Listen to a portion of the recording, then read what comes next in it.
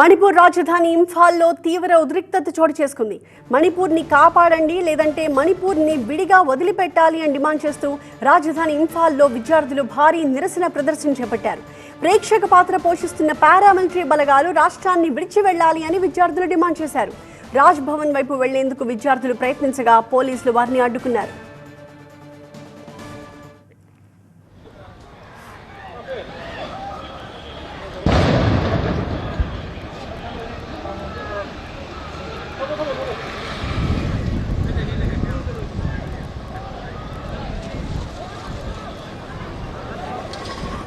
రాష్ట్రంలో చెలరేగిన హింస అల్లర్ల కారణంగా తాము విద్యా సంవత్సరాన్ని నష్టపోయామని, గవర్నర్ తమకు న్యాయం చేయాలని విద్యార్థులు డిమాండ్ చేశారు.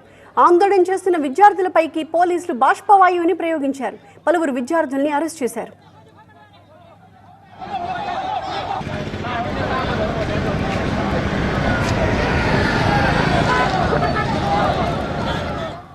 మరోవైపు మణిపూర్లో జరుగుతున్న అల్లర్లకు నైతిక బాధ్యత వహిస్తూ భద్రతా సలహాదారు డీజీపీ రాజీనామా చేయాలని విద్యార్థి సంఘాల నేతలు డిమాండ్ చేశారు.